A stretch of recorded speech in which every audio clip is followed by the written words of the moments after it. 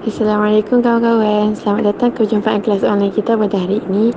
Jom kita bincangkan pendapat kita semua tentang kelas online ini. Pada tahun 2020, dunia dikejutkan dengan situasi pandemik COVID-19. Hal ini menyebabkan kita terpaksa dikuarantin di rumah dan menyebabkan pergerakan kita lebih terbatas. Kita juga disarankan supaya tidak berkumpul di tempat-tempat awam seperti sekolah, taman rekreasi, pasar-pasar dan sebagainya. Bagi para pelajar, sudah tentu sesi pembelajaran mereka turut terjejas sama ada kelas-kelas akademik maupun kelas-kelas Al-Quran. Jadi, kita seharusnya mencari inisiatif lain untuk tetap menuntut ilmu walau apapun yang berlaku agar ilmu-ilmu ini tidak diabaikan dan dapat diseimbangkan. Seterusnya, kita hendaklah menjadikan Al-Quran sebagai sahabat kerana Al-Quran akan memberi syafaat kepada pembacanya di akhirat kelak.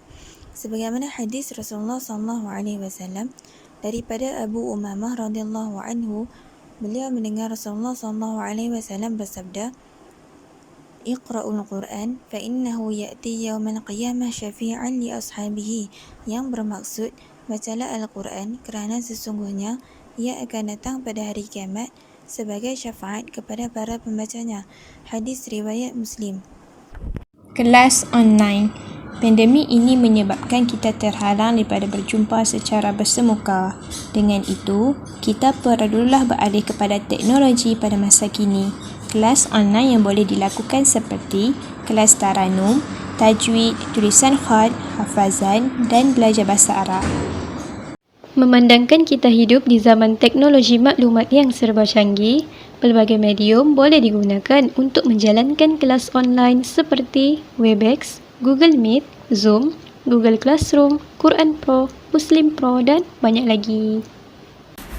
Antara kebaikan kelas online ialah dapat menjimatkan masa, kos dan tenaga. Selain itu, dapat mengurangkan risiko jangkitan COVID-19. Di samping itu, dapat menambah kenalan baru. Kesinambungan dari kebaikan kelas atas talian ialah bahan pembelajaran boleh dimuat turun dan mudah untuk diulang kaji. Malah, pembelajaran Al-Quran juga dapat diteruskan. Dan yang terakhir, masa dan tempat yang lebih fleksibel serta mengikut keselesaan.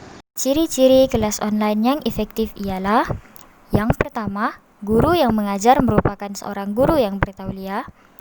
Yang kedua, penganjur maupun peserta mestilah memiliki pengetahuan yang luas tentang teknologi maklumat. Yang ketiga, mempunyai jaringan internet yang pantas. Ciri-ciri yang seterusnya, aplikasi yang sesuai dan selamat.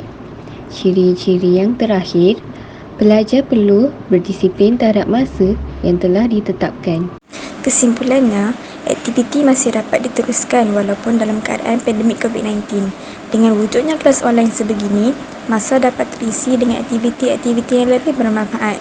Hal ini menunjukkan bahawa pembelajaran Al-Quran tidak patut diabaikan walaupun dunia kini diuji dengan wabak jangkitan.